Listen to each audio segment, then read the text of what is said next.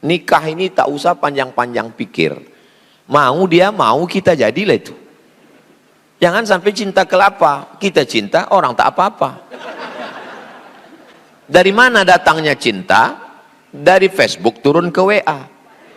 Dari mana datangnya kecewa? Waktu jumpa mukanya beda. Nah, sekarang saya jawab beberapa pertanyaan ini.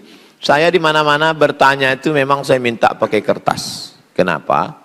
Karena banyak orang dapat mikrofon nih, dia pula ceramah jadinya. Tak kemana-mana ceritanya. Nah itu. Yang kedua, kalau dapat saya pertanyaan begini, pas nampak saya yang agak-agak sulit, saya lewatkan. Jadi tak nampak bodoh saya. Nah itu tips juga itu. Makanya banyak orang, Ustadz Somad tuh hebat kali kata dia. Setiap pertanyaan itu dia tak tahu, yang tak bisa itu saya lewatkan gitu. Ini rahasia ini saya buka cuman di PTP 4-nya aja. Kalau di tempat lain mana saya buka akan kelemahan saya kan. Nah, itulah dia. Nah, sekarang kita jawab pertanyaan-pertanyaan ini. Begitulah seriusnya jamaah mengetikkannya, memperinkannya. Memang orang niat mau belajar. Tiba-tiba kita sepelekan, tak kita jawab. Macam mana sakit hati dia. Jadi begini Pak Ustadz. Mak belum apa-apa udah jadi begini. Itu langsung. Tak ada salam, tak ada. Jadi begini gitu. Jadi gini. Aku udah nikah dari... Pakai aku pula. Kalau kita dulu sama Ustadz tuh saya, segan kita pakai aku kan. Memang orang sekarang nih kasar perasaannya. Aku udah nikah Desember 2019. Selama 4,5 tahun nih masih tinggal sama orang tua. Kalau bisa kalian jangan nikah. Jangan tinggal sama orang tua dan mertua. Habis nikah itu carilah rumah-rumah kontrak. Ustadz ngomong aja enak aja gitu, mentang Ustadz kan nggak pernah ngontrak. Saya ngontrak dulu di sini, ada rumah peta. Pulang saya bulan Agustus, September, Oktober rumah saya belum siap di Sukakarya. Saya tinggal rumah peta. Saya bawa keponakan saya, istri saya lewat sini. Disinilah aku ngontrak sama almarhumah emak dulu. Jadi ngontrak itu tidak hina. Jadi nikah jangan kalian, karena kalau di rumah nanti kalian akan didikte, tak tahan, macam Tom and Jerry dia di rumah itu. Jadi usahakan bilang sama dia, aku bukan tak sayang dengan kalian mak ya, tapi izinkan kami mandiri, kami mau ngontrak sana, izinkan kami. Jadi belanja cemana? Belanja kirim juga lah. Ya, biar supaya bisa kalian hidup. Akhirnya bulan Juli 2024 saya beli rumah KPR subsidi take over, masih sisa 5 tahun lagi. Sebenarnya saya juga nggak mau ambil rumah yang masih ada utang ke bank, takut riba. Tapi keadaannya bikin saya dan suami akhirnya ambil rumah itu dan udah saya tempati juga. Saya juga berniat buat nabung dan cepat-cepat lunasi hutang di banknya. Terus? Masalahnya sekarang, saya kadang overthinking. Saya takut Allah cabut keberkahan di hidup saya gara-gara utang bank ini. Saya takut terputus dari Nabi Muhammad karena dosa riba ini. Saya minta nasihatnya. Akad jual belinya sah, bukan batal, bukan fasid. Lalu bagaimana solusinya? Kalau ada aset yang bisa dijual untuk menutupi utang ini, tanya ke bank. Ini kan 5 tahun lagi, ya. Bisa tak kubom ini? Kata dia bisa, tutupkan bisa. Ada yang bisa dijual, entah petak tanah, entah apa, tutupkan ini bisa. Tak bisa Pak Ustadz. Kalau saya letupkan sana, meledak Hiroshima Nagasaki ini semua. Kalau meletup satu ini, meletup semua. Cicil aja sampai lunas. Cicil sampai lunas, akad jual belinya sah. Bagi yang belum, jangan transaksi riba. Bagi yang sudah cicil sampai lunas, kok ada yang bisa dibom semakin cepat lebih baik.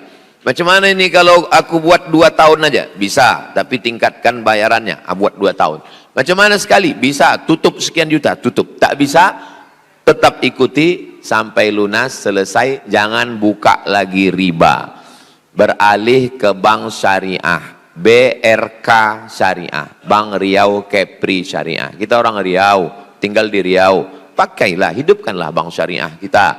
BRK itu perjuangan orang Riau, sudah 100% syariah.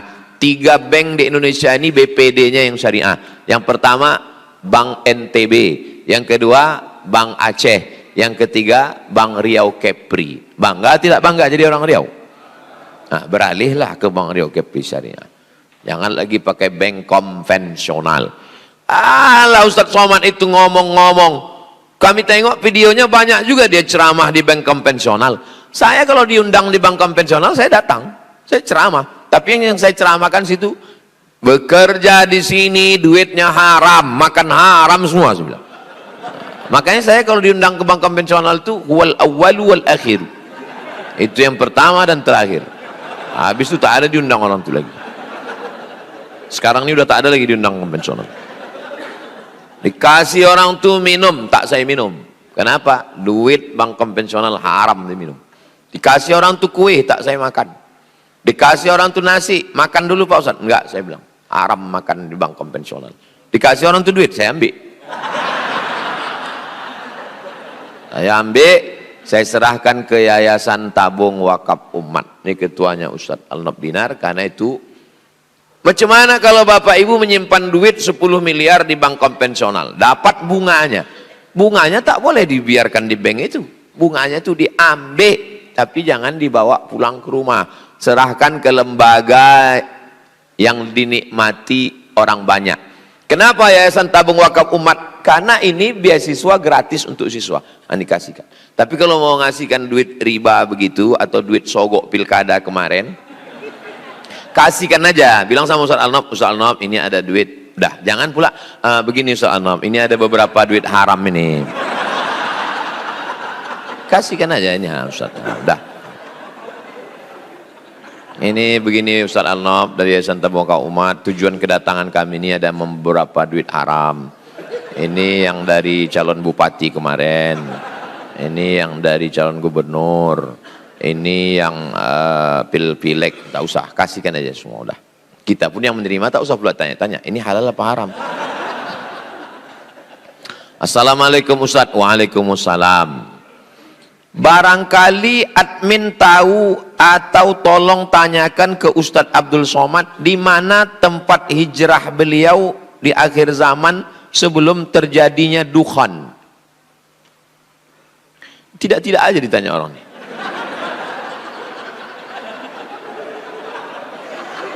Turun dukhan, dukhan itu asap. Begitu turun dukhan asap, semua orang baik-baik di dunia ini meninggal. Jadi kita insya Allah selamat dari huru hara hari kiamat.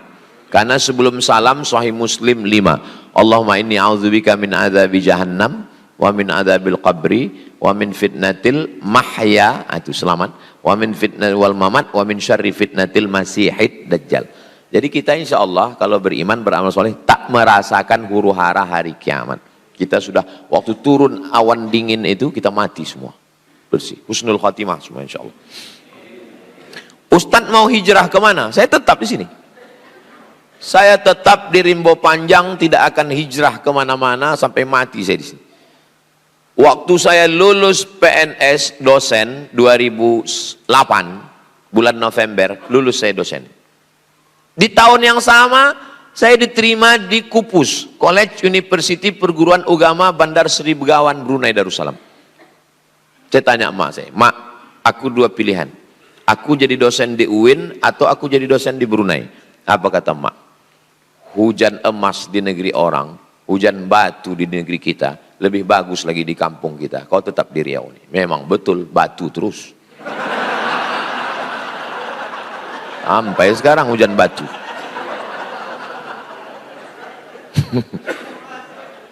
Baru saya paham logika emak saya berpikir. Kalau ku pilih dulu yang Brunei, jadi dosen saya di Brunei, siapa yang masuk ke Talang Mama? Siapa yang masuk ke Bagan Beniau? Siapa yang tablik akbar? Logika orang tua itu memang kadang mereka dapat firasat. Wattaqu firasatal mu'min, takutlah kamu firasat orang beriman, fa innahu yanzuru binurillah. Kalau untuk diri saya sendiri lepas. Kalau saya jadi dosen di Brunei Darussalam, dapat rumah dinas, mobil dinas, bini dinas. Selesai. Kerja saya rumah kampus, rumah kampus, rumah kampus. Tapi mati. Tapi ketika saya di sini, saya merasakan kepuasan batin. Setahun kami 3 kali keluar. Ke Bagan Benio bisa kami bangun pondok, udah siap. Ke suku Talang Mama, ke suku Akit Pedalaman. Sekarang Ustadz Al-Naf buka 1 tahun laki-laki 25 orang gratis. 25, 150. Tempat saya yang perempuan 25. Duitnya dari mana Pak Ustadz? Channel Ustadz Abdul Somad Official YouTube itu 1 bulan duitnya berkisar antara 100 sampai 120, kadang 150. Itu semuanya habis untuk beli beras, minyak, gaji guru, bayar listrik, habis semua. Maka saya sakit hati kali kalau dituduh orang, itu Somad tuh beli mobil baru duit YouTube itu kan. Dari mana kau tahu? Ku dengar bunyi knalpotnya tuk tuk tuk tuk tuk kan. Mau kusumbatkan aja muncungnya ke knalpot.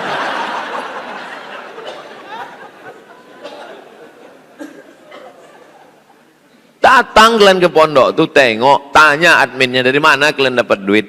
Nah, maka bapak ibu nanti pulang dari sini lewat jembatan Leton terus ke Simpang Bingung, sampai di Simpang Bingung jangan bingung-bingung lagi.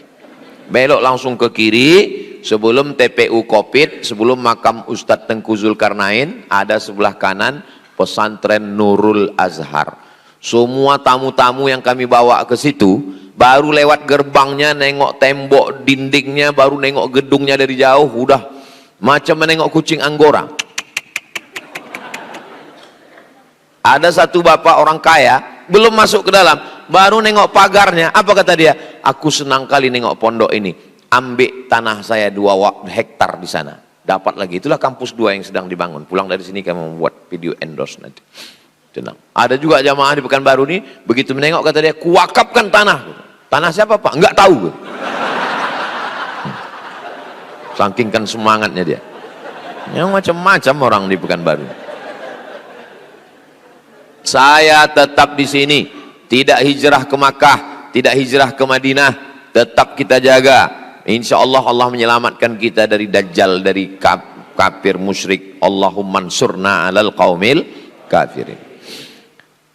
Ada link ceramah UAS, batasan umur anak laki-laki bisa jadi mahram safar bagi ibunya atau anak laki-laki umur 11,5 tahun. Anak laki-laki umur 11 tahun sudah akil balik. Asal dia sudah mimpi, maka akil balik. Perempuan secara umum 9 tahun sudah maaf cakap menstruasi. Sudah bisa jadi mahram ibunya safar. Kalau ada link ceramah UAS bantu infokan. Kalau ada bagi saya sudah tahu admin, ada anak masih 10 tahun, lebih pintar dan cerdas dari anak yang sudah balik. Gimana itu? Coba cari infokan linknya, kajian UAS admin, kajian mahram di YouTube. Perempuan musafir untuk haji tanpa mahram, tak ikut suaminya, tak ada ayahnya, tak ada atuknya, tak ada abangnya, kata Imam Nawawi boleh. Syarat pertama, perjalanannya aman. Yang kedua, ada perempuan-perempuan yang amanah di situ. Itu maka ibu kalau pergi umroh tak ada mahram tetap boleh. Kenapa? Perjalanannya aman. Beda zaman dulu naik onta dari Makkah ke Madinah, takut perampok di tengah jalan. Mesti ada suami, mesti ada abang, adik, ayah, pakcik, atuk. Kalau tak ada siapa yang menolong dia? Dia mau pergi ke toilet ke balik-balik bukit, siapa yang menemani? Zaman sekarang ada security, ada polisi, aman, tidak ada fitnah. Tapi perempuan-perempuan yang bekerja di kantor, jaga kehormatan suami. Ustadz Somad, istri saya ini dilarikan kepala dinas. Kenapa bisa begitu Pak? Mereka keluar kota, saya yang mengantar ke airport. Saya bilang sama Pak Kepala Dinas nih, kutitipkan istriku ya Pak. Betul-betul dijaganya Pak Ustadz. Kenapa kau latah? Kalaupun terpaksa ibu harus keluar kota, jangan dengan laki-laki yang tak mahram. Perempuan bekerja, masuk kantor berangkat jam 7 pagi, masuk kantor jam 8, pulang jam 4 sore, sampai rumah jam 5, macet sampai jam 6, azan maghrib, sholat isya, makan. Sama suaminya cuma 3 jam, 9, 10, 11. Sama laki sendiri 3 jam, sama laki orang 10 jam. Akhirnya apa kata orang barat? Witing trisno jalaran suko kulino. Cinta tumbuh karena sering bersama. Berawal dari tukaran nomor, merasa nyaman, akhirnya terjadilah apa yang terjadi. Tapi kalau ditegur Ustadz, kenapa kau berdua-duaan makan siang berjalan? Udah macam abang saya, udah macam pak cik saya, udah macam, berawal dari macam, berakhir dengan macam-macam. Waspadalah. Saya seorang wanita pekerja, umur saya 40 tahun. Dulu pernah terpikir untuk menikah sambil kerja. Karena saya lebih mendulukan karir, maka saya undurkan tidak menikah. Karir dulu baru nikah. Sampai keluarga banyak yang membuli saya. Namun sampai sekarang kecil rasanya hati untuk menikah. Pertanyaan saya, apa saya berdosa atau apa solusinya? Nikah ini tak usah panjang-panjang pikir. Mau dia mau, kita jadilah itu. Jangan sampai cinta kelapa. Kita cinta, orang tak apa-apa. Dari mana datangnya cinta? Dari Facebook turun ke WA. Dari mana datangnya kecewa? Waktu jumpa mukanya beda.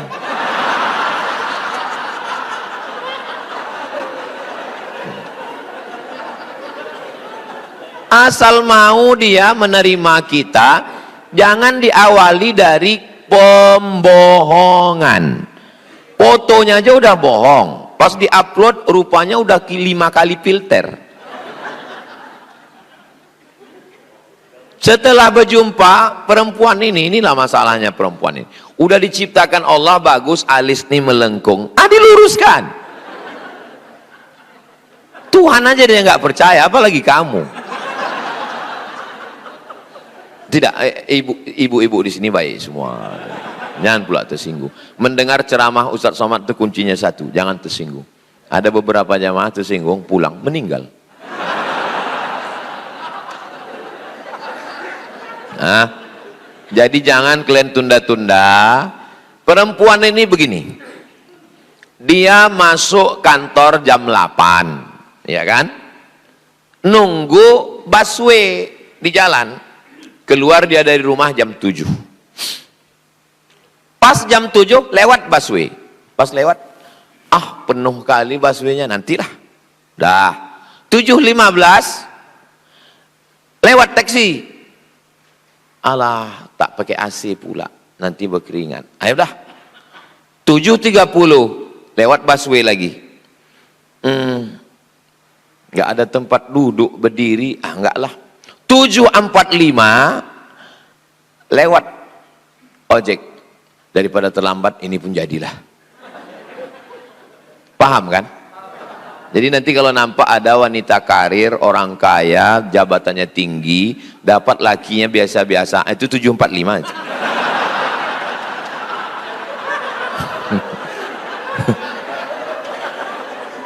Jangan banyak pilih. Pilih-pilih tubuh, terpilih bongkolnya. Terlambat ketawa ibu. Jadi kan dia 7.45. Jadi perempuan, kalian macam bunga. Jangan sakit hati adik-adikku. Perempuan ini macam bunga.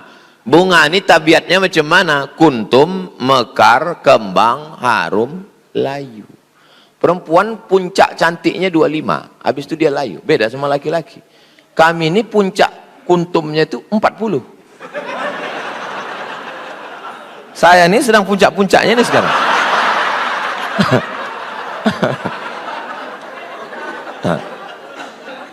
Makanya kalian jangan pilih-pilih. Nantilah karir dululah, S2 dululah, S3 dululah.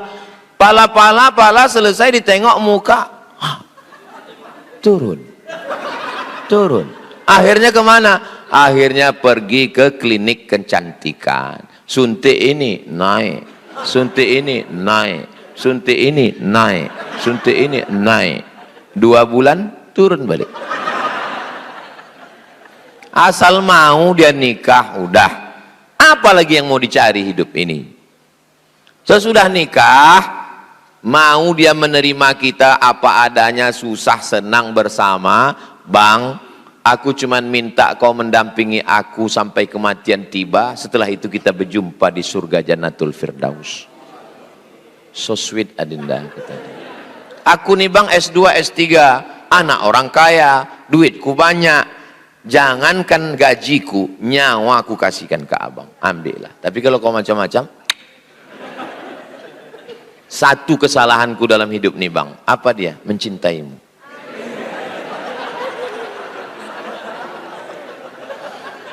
Entah kenapa kita kalau di masjid PTP ini agak romantis saja bawaan kita.